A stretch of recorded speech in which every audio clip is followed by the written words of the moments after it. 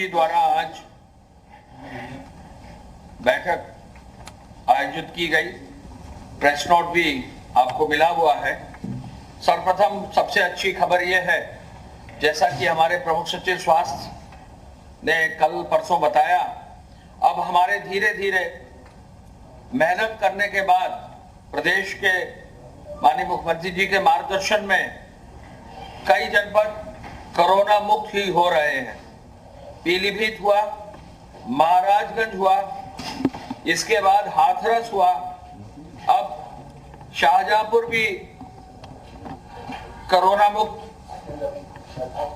होने की कगार पर आ गया है और बरेली और प्रयागराज भी एक दो दिन में प्रयागराज डिस्चार्ज हो गए। तो प्रयागराज भी जो है, प्रयागराज जिले के अपने केसेस के कारण वो भी जो है कोरोना मुक्त हो गया है। और बरेली भी, वहां एकमात्र एक हॉटस्पॉट था, आज जिलाधिकारी ने वहां भी डिक्लेयर कर दिया है कि वो एकमात्र एक हॉटस्पॉट की अब आवश्यकता नहीं है, क्योंकि उनके जो केसेस हैं निर्धारित अवधि के बाद अब नेगेटिव आ जाए।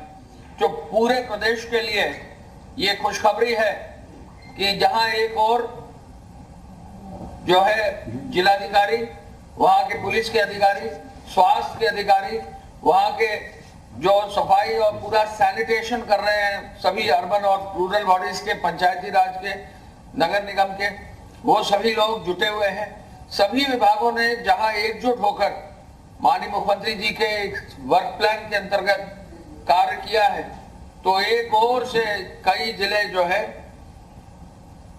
कोरोना मुक्त होते जा रहे हैं और वहां लोग भी सहयोग दे रहे हैं, जन सहयोग मिल रहा है, लोगों का सहयोग मिल रहा है और कहीं ना कहीं आपका और मीडिया का भी सहयोग मिल रहा है, जिस कारण से हमारा प्रदेश सक्सेसफुल हुआ है। कल आपने देखा, भारत सरकार ने ये डिक्लेयर किया है कि जो नेशनल एवरेज है कोरोना का और उसके स्प्रेड का डिटेल प्रमुख सचिव देंगे, लेकिन नेशनल एवरेज में भी यूपी अच्छे स्थान पर है। यूपी पूरे विश्व में 5 बड़े देशों के जनसंख्या के बराबर है, लेकिन यूपी में अभी भी केसेस की संख्या कम है और ग्रोथ रेट भी कम है। दोनों ही जो है, संख्या भी कम है, ग्रोथ रेट भी कम है, डेथ रेट भी कम है और जो लोग स्वस्थ होकर निकल रहे हैं वो संख्या भी शुरू हो गई है। तो ऐसे में ये यूपी के लिए बहुत ही पॉजिटिव खबर है और इसको कहीं ना कहीं उस मेहनत का फल है और इसमें और मेहनत करने की आवश्यकता है।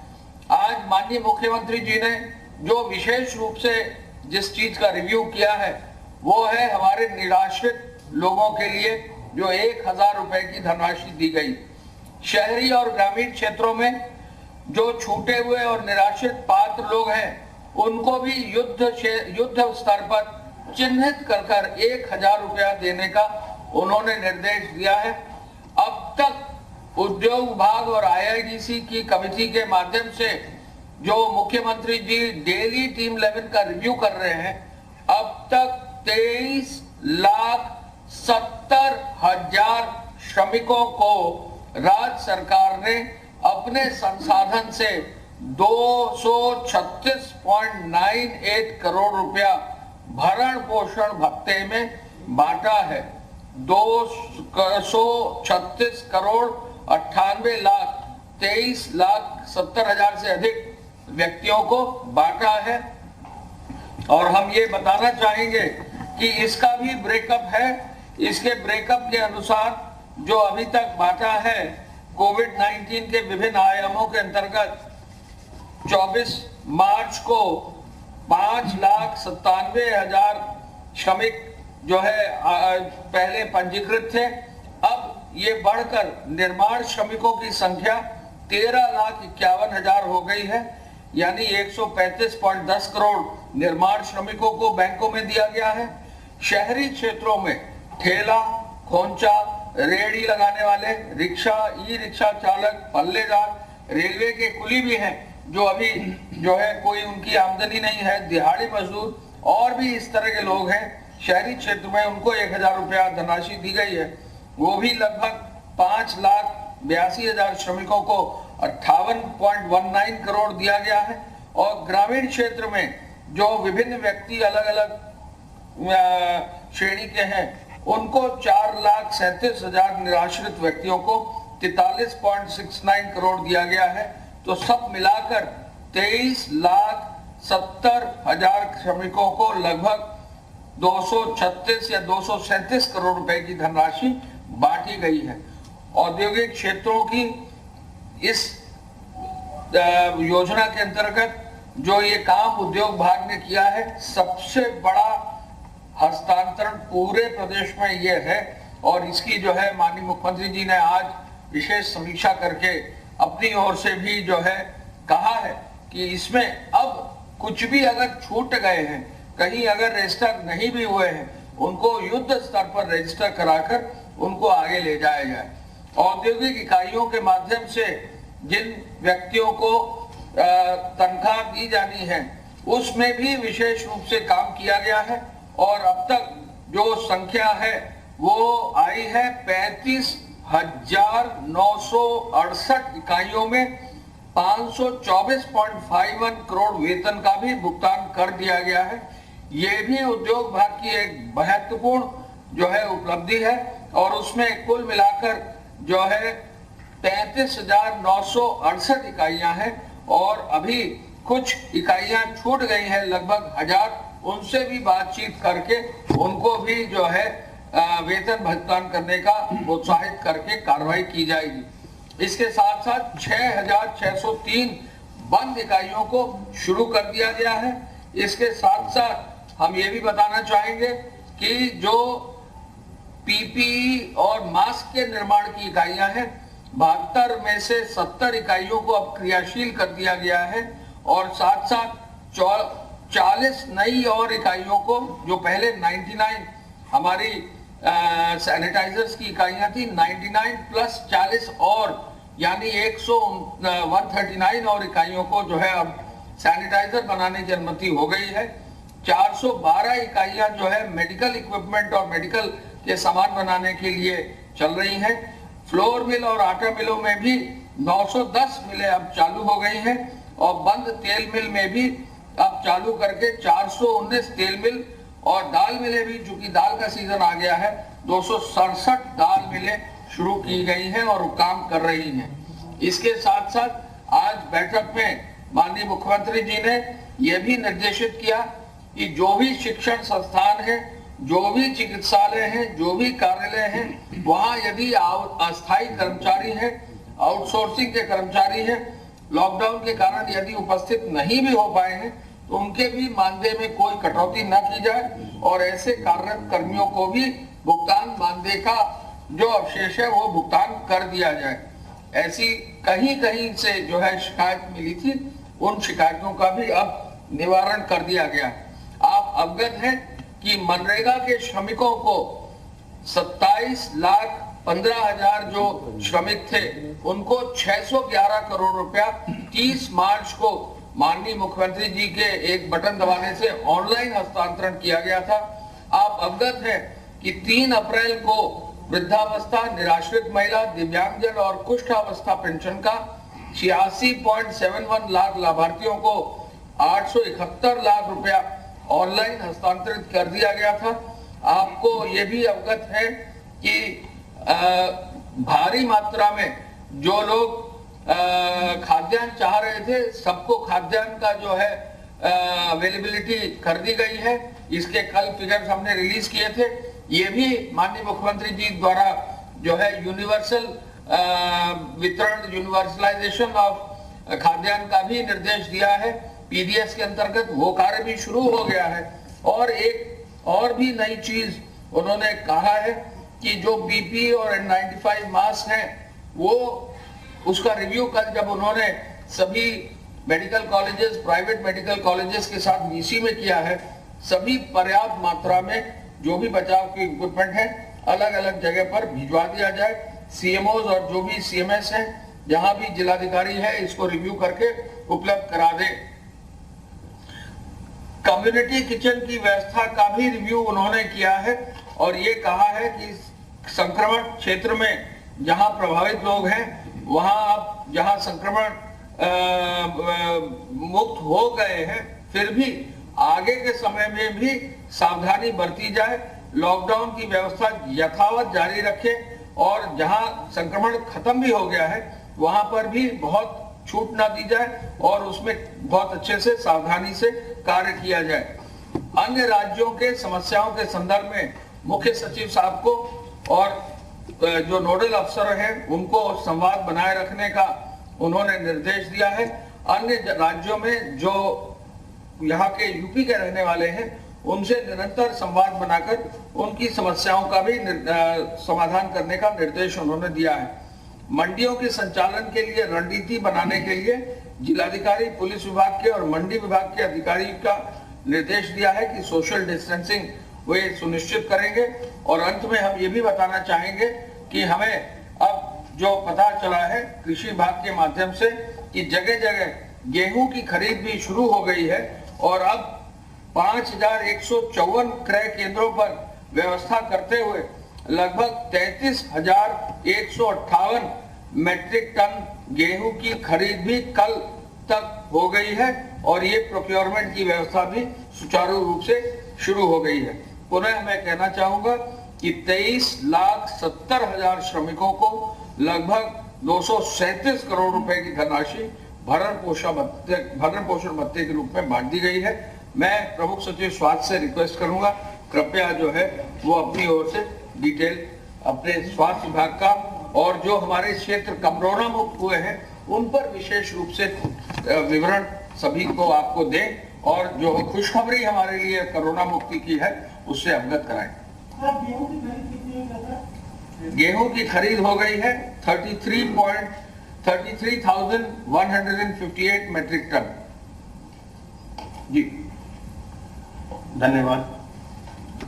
प्रदेश में कुल एक्टिव केसेस 869 रह गए हैं कोरोना के।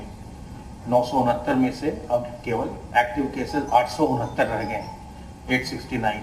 ये जो संक्रमण है ये 49 डिस्ट्रिक्ट से आया था। उसमें से जैसा आपने सुना कि अब काफ़ी जनपद अपनी टीम की मेहनत के कारण वो डिजीज़ को, उसके कर्व को बीट कर पा रहे हैं। आपको पहले मैंने बताया था कि पीलीभीत, हाथरस और महाराजगंज ये सभी जितने भी इनके यहाँ इन्फेक्टेड लोग थे वो सब के सब ट्रीट हो चुके हैं। इसी प्रकार से प्रयागराज और बरेली से भी सूचना प्राप्त हुई है कि उनके भी सभी लोग डिस्चार्ज हो गए हैं। कुछ और जिले हैं जिनमें कि या तो सेकंड टेस्ट चल रहा है या वो डिस्चार्ज होने के करीब हैं। तो जैसे जैसे सूचना आती जाएगी हम आपको और बताते जाएंगे। जो हमारे 4-5 जिले जो मेन रूप से अफेक्टेड हैं वो गौतम बुद्ध नगर, गाजियाबाद, मेरठ, लखनऊ, आगरा है और बाकी सहारनपुर भी है उसमें। बाकी जो हमारे जिले हैं वो धीरे धीरे वो जिनमें कम इन्फेक्शन आया था वो उसको लगातार कंट्रोल करते जा रहे हैं और स्टेप बाय स्टेप या तो उनके हॉटस्पॉट्स का नंबर घट रहा है या पूरा जिला ही संक्रमण मुक्त हो रहा है, जो हमारे लिए एक प्रोग्रेसिव स्टेप है। जो आइसोलेशन वार्ड्स में लोग हैं उनकी संख्या 1025 है इस समय और जो क्वारंटाइन में रखे गए हैं लोग जो पॉजिटिव के कॉन्टैक्ट्स हैं या सिम्टोमेटिक हैं उनके आधार पर उनकी संख्या 10,814। आइसोलेशन बेड्स हमारे 10,000 करीब रेडी हैं और क्वारंटाइन बेड्स भी अब हमारे पास 15,000 बिल्कुल रेडी हैं। तो इस प्रकार से ये लगातार ये कार्रवाई चल रही है और इसमें जो हमें चिकित्सा विभाग की टीम को, चिकित्सा और चिकित्सा शिक्षा की टीम को जो सहयोग अन्य सभी विभागों का मिल रहा है, चाहे वो राजस्व विभाग हो, चाहे पुलिस विभाग हो, चाहे अर्बन डेवलपमेंट हो, पंचायती राज हो या एसेंशियल जो सप्लाईज को मेंटेन कर रहे हैं वो हो, उन सब का हम लोग बहुत आभार व्यक्त करते हैं। और ख़ास करके जो इनको ट्रीट कर रहे हैं, जो डॉक्टर्स हैं, जो नर्सेज हैं, पैरामेडिकल स्टाफ है और जो हमारे लैब टेक्नीशियंस हैं जो इनके सैंपल्स ले रहे हैं, जो लैब्स हैं जहाँ पर इसके टेस्ट हो रहे हैं, उन सबों का हम बहुत आपके माध्यम से धन्यवाद व्यक्त करते हैं। और आपके माध्यम से लोगों को फिर से हम इस बात की जानकारी देते हैं कि जो घर के बड़े बुजुर्ग हैं उनको बचाना बहुत आवश्यक है, क्योंकि जो भी हमने देखा इसमें जिनकी भी तबीयत खराब हुई, जिनके भी कोमॉर्बिडिटी के केस हैं, यानी कोई पहले से मेडिकल कंडीशन है, डायबिटीज है, ब्लड प्रेशर है या किडनी है, इस तरह की चीजें जिनको है, उनकी तबीयत ज्यादा इसमें खराब होती है। बाकी अधिकांश लोग इस संक्रमण से संक्रमित होने के बाद वो फिर उनकी एंटीबॉडीज डेवलप होती है और ठीक हो जा रहे हैं। लेकिन जो बुजुर्ग व्यक्ति हैं उनमें दिक्कत आती है कई बार, और कई बार वो उनकी स्थिति खराब होने लगती है। तो उनको जरूर हम लोग बचाएं। अपने जो 2-3 इंपॉर्टेंट बातें हैं कि अपने हाथ को साबुन पानी से बार बार धोएं, और जब आप साबुन पानी से धोएं तो कम से कम 25-30 सेकंड धोएं। और बहुत पहले मैंने बताया था, उसको मैं आज फिर रिपीट कर देता हूं कि जब आप हाथ धोते हैं तो याद रखिए कि इसमें सुमन के का इस्तेमाल करते हैं। एस से सीधा हाथ धोइए, यू से उल्टा हाथ धोइए, एम से मुट्ठी, अपनी मुट्ठी को साफ करिए, ए से अंगूठा, अपने अंगूठे को साफ करिए, एन से नाखून को साफ करिए, और अंत में के से कलाई को साफ करिए। तो जब आप ये काम करेंगे तो आपके कम से कम 25-30 सेकंड इसमें लग जाएंगे और वायरस जो है वो वायरस समाप्त हो जाएगा। अगर आप केवल 5-7 सेकंड के लिए अपना हाथ धोते हैं तो उतने में वायरस नहीं मरता। तो हाथ धोएं, अपने चेहरे को कवर करें, फेस कवर से मास्क लगाइए या गमछा लगाइए, रुमाल लगाइए। साथ ही साथ सोशल डिस्टेंसिंग मेंटेन करिए। जब भी आसपास कहीं जाइए तो लोगों से कम 1 मीटर से अधिक की दूरी बना के रखिए, और अपनी इम्यूनिटी को बूस्ट करिए। उसके लिए तुलसी अदरक का काढ़ा, अजवाइन का अर्क, नीम की पत्ती का सेवन, गर्म पानी का सेवन, ये सब करते रहें। योग करें, प्राणायाम करें, जिससे कि आपकी इम्यूनिटी बूस्ट होती रहे, तो आप इससे संक्रमित नहीं होंगे। आप अगर संक्रमित होते भी हैं तो आपका शरीर इस संक्रमण को फाइट कर सकेगा। इस बीमारी से घबराने की आवश्यकता नहीं है। इस बीमारी से सावधान रहकर बचाव करना ही सबसे अच्छा तरीका है। धन्यवाद।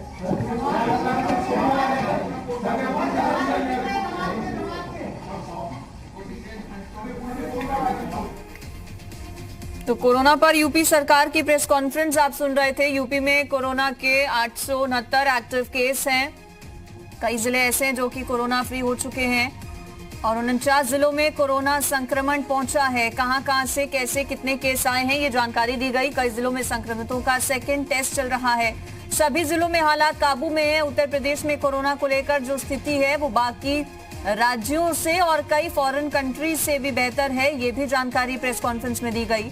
अभी कितने एक्टिव केस हैं ये बताया गया, साथ ही साथ क्या कदम उठाए जा रहे हैं कोरोना की रोकथाम के लिए, इसकी भी जानकारी दी गई।